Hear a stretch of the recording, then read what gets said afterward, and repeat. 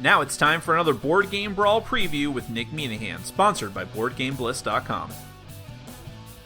Hey now, my name is Nick, this is Board Game Brawl, and today we're going to be taking a look at a game that is currently seeking funding on Kickstarter. That game is called Sheep Happens, and is from Deus Games. Now, if you like what you see throughout the rest of this preview video, I'm going to encourage you to go to the official Kickstarter project page for that game, Sheep Happens. There's going to be a link down in the description section of the video, and also there's going to be a card in the top corner of your screen. You can click on that, it will pop out a link that will take you directly to that Kickstarter page.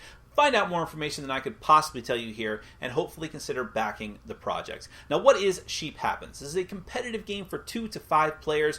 You have an army of goats, and you are trying to use those, stay with me here, you're trying to use those goats in order to take your opponent's sheep from them. Those sheep count as victory points, or you can take their leader sheeps have leaders, and take them into your hand to use for your own benefit. Of course, it's not quite as simple as that. You have to get through their fence.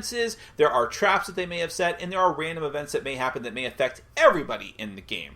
So let me go ahead and give you a brief look at how the game is played with a simple print and play version that I had printed out. So this is not necessarily what the final version is going to look like. It's not what the final version is going to look like, although the art is the same. Then we're going to come back and I'll give you my final thoughts.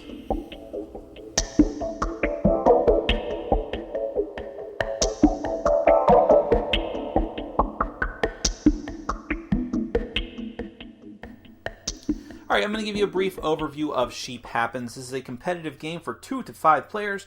The goal of the game is to be the first player to get to either 3 or 5 points. You decide at the beginning of the game which point value you're going to play towards. Whichever value you choose, the game is going to either be shorter or longer, respectively. Now let me reiterate that this is a prototype version of the game. I have my copy of the print and play cards sleeved, so obviously you cannot expect to see that in the final version. I just want to give you a taste for what the game is like with the printed out cards that I have. Now, at the beginning of the game, you have to do a little bit of preparation. First off, you're going to take the main deck of cards, and you're going to remove all of the event cards, which I'll explain more about in a moment. Remove all the event cards, shuffle them up, the rest of the remaining cards, and then deal 5 cards out to each player. Each player is also going to get a couple of cheat sheets that will tell you the limitations of your side of the battlefield, and also the turn order and the phases of each turn. And each player also gets a shepherd token, which is going to be kept on the red side for the entirety of the first turn of play. Afterwards, that might change. The other side of the token will be green. Just as a general rule of thumb, if it is red and shows the sheepdog on it, then you cannot be attacked. But when your card is flipped over to the green side, then you are fair game. Alright, so the easiest way to explain the game is to jump right into the turn order and what you can do on your turn. The first thing is the shepherd counter phase. It's very simply, if it's red on any turn except for the first turn, you flip it over to its green side. Then you move on to the supply phase. This is where you're going to get new cards into your hand. Now, in order to get new cards into your hand, you have to do a little bit of an equation. First off, you always get a basis of 3 cards.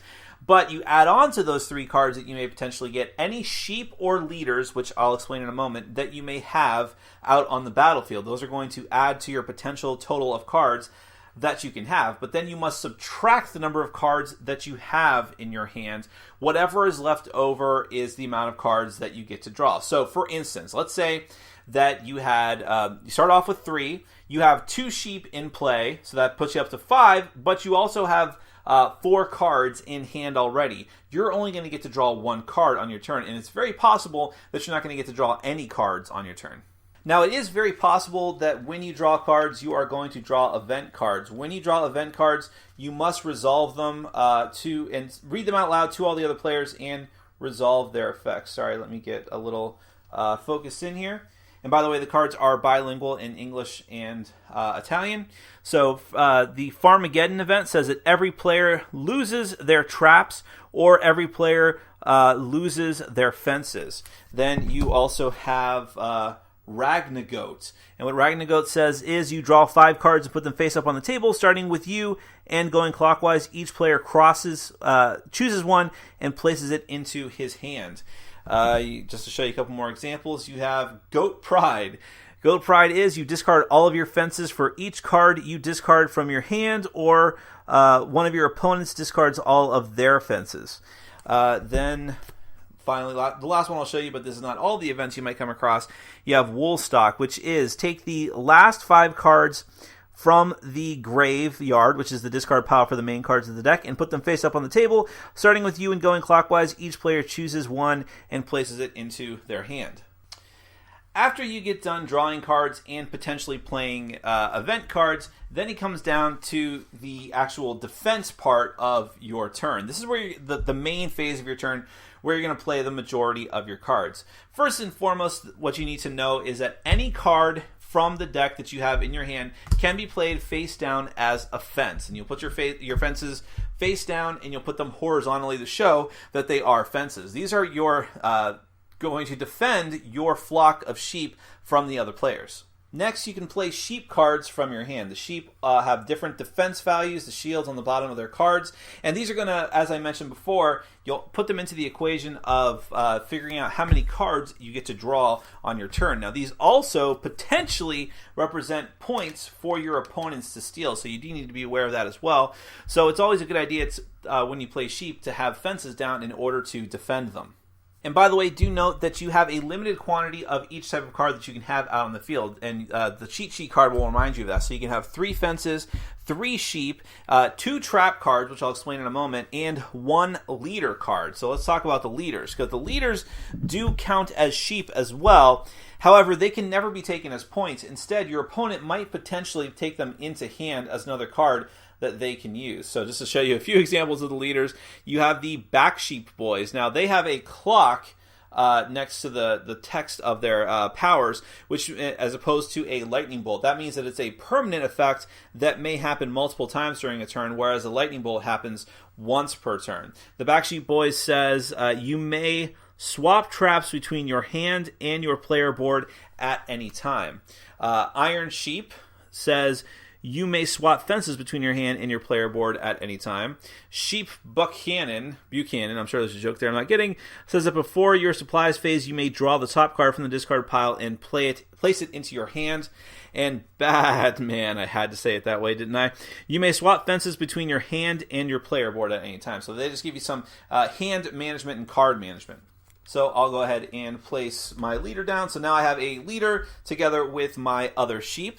And then you will have an area off to the side of your player board where you can play trap cards. You'll put these face down, and when you are attacked as part of your defense, you can flip these over and use their effects. So here is Goat Note, which says that you discard X cards from your hand, kill an enemy for every card discarded in this way. Sheeping, which is one of your sheep on your player field becomes a fence.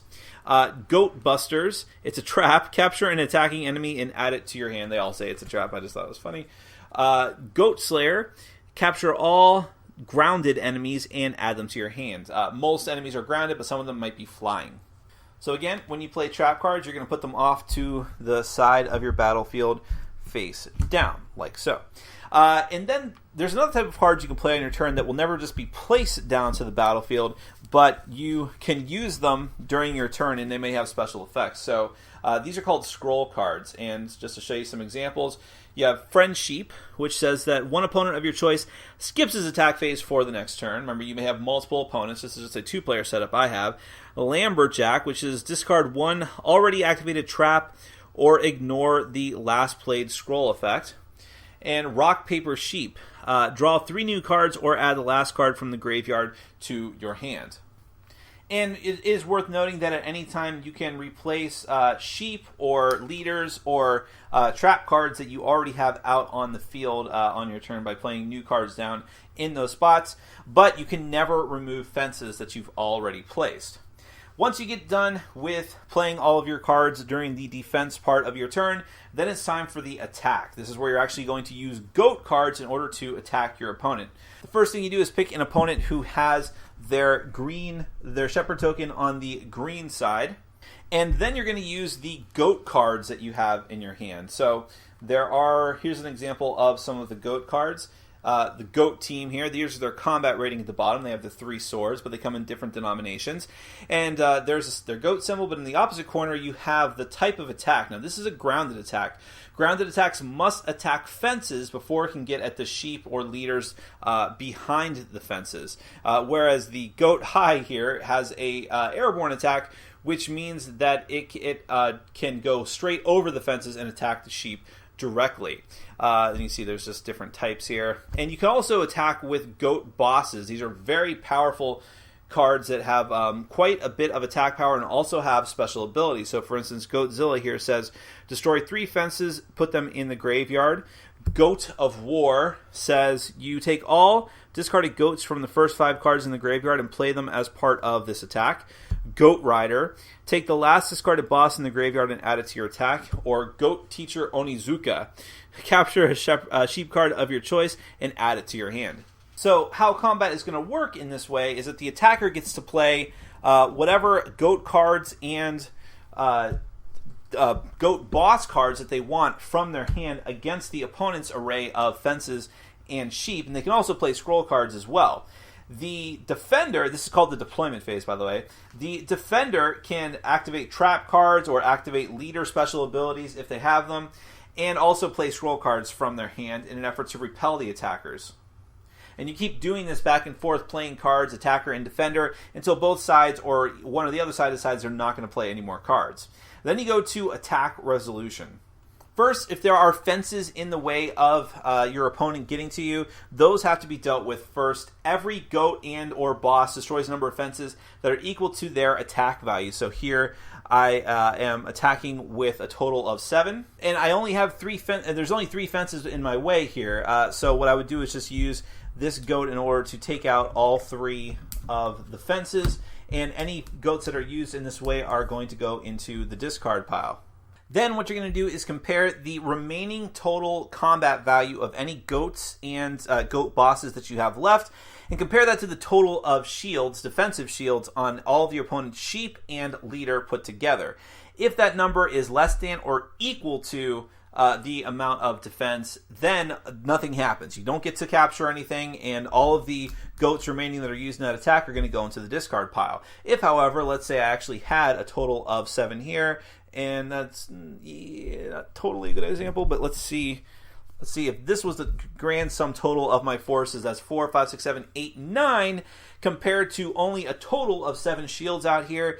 Then the offense was successful. You first have to put the goat or the boss with the highest attack value into the graveyard as compensation for the attack, and then you capture the sheep with the lowest defense value on the playfield and put it into your victory point pile. So you are one step closer to victory. If there happened to be no sheep left on the battlefield of your opponent, you would get to capture their leader and put it into your hand instead. After that, you repeat that last phase of the process. If you have any goats remaining, they try to attack your opponent again and again, stealing sheep until either there's no sheep remaining, you win the game because you've gotten enough points, or you don't have any goats remaining for the attack. Once that phase is over, however, if the defender lost at least 1 sheep or leader, then they're allowed to turn their token over to the green side, to the red side, which is what it should be on, in order to prevent any of the other players in a multiplayer game from attacking them before their turn comes back around again, so that one player can't be completely routed by all the players ganging up on them. However, the attacker could still decide to attack one of the other people once they're done with this attack phase if they're having a particularly good round. Finally, you have the end of turn. This is where you can put even more cards out onto the battlefield if you really want to, or you can even discard a card from your hand, just a single card. If you have no sheep or leaders on the playfield, you have to pick a sheep from your point pile and place it out onto your playfield. If you need to do that, you also need to turn your shepherd token over to red, meaning that you won't be attacked again as compensation. And that's pretty much how you play the game. We're going to keep going until someone gets to the predetermined point threshold of 3 or 5. Now, let's get to my final thoughts. Well, first and foremost, the theme of Sheep Happens is just fun and funny. It is just kind of ridiculous. Of course, you have an army of goats going up against sheep and trying to take them as victory points. When you have something like that, you know that it's the very definition of tongue-in-cheek. And of course, as you notice in the overview, the game is just full of puns and references to pop culture media together with the puns, and I think that most people are really going to dig that. Again, it's very tongue-in-cheek. It's supposed to be very silly, but it is mixed together with quality artwork that really brings that theme out. And when you have these different elements like putting out the fences, and it really does add to the theme of the game, which a lot of light card games can't really do. So that's a very interesting aspect of the game. But then when you get into the gameplay, it isn't just the theme. It isn't just the tongue-in-cheek nature of it. There is a strategic game here with depth. It is not the most complex game ever, and that is to its benefit. It's very, very easy to learn. It's very easy to teach to others. It's very easy to get up and running. But I will say that when you play the game, there is strategy there, and you can outwit your opponent. A good player will defeat a less experienced player of the game. So they did not just go for a simple Uno variant. Instead, they went for a deep strategic card game with a very light and fun theme. There's a lot of interesting aspects. You have the whole thing with the trap cards that you can use against your opponent. But the thing is, and I always say that I like games that can use cards as multiple things, the fact that you really need to put out defenses, offenses as defenses in order to protect your sheep and your leader sheep. You really need to do that, but in order to do that, you may need to give up cards you would otherwise want to use as sheep, as a leader, as trap cards, as the scroll cards to get their special power benefits. All these different things you have to sacrifice in order to put down those fences, but you need to do it. You need to protect your precious points. You cannot give up that many sheep before your opponent or opponents may win out over you. So there is a lot of decision making in the game and deciding how you want to go and which route you want to go on. Is your offense the best defense? Keeping your opponent on the ropes, keeping their supplies down by taking one of their sheep or taking their leader sheep if they have no sheep left. Those are a lot of the decisions you have to make during the course of the game, and I think that the hand management aspect, making the best use of the scroll cards that you have and all the other cards that you have, is the biggest part of this game, and what a lot of people who are gamerly gamers are really going to gravitate towards. While again, at the same time, the game is light, the game is easy to get into, and a lot of people are going to dig that very silly, ridiculous theme of goats and sheep. So if any of those things appeal to you, if you just like the look of this game, if you like the feel of this game, if you like the surprising amount of depth and strategy that the game has, definitely go to the Kickstarter project page, find out for yourself whether or not this game is right for you. I'll have a link down in the description section of the video, and also if you click on the card up in the top corner of the screen, that will take you to the official Kickstarter project page. Find out more information and hopefully consider backing the project. That is Sheep Happens from Days Games. Thank you so much for watching. Take care. Thanks for watching. Follow us on Facebook, Twitter, and Patreon. And make sure to check out our sponsor, Board Game Bliss, where you can find an amazing selection of games from around the world. BoardGameBliss.com. Thanks for your support.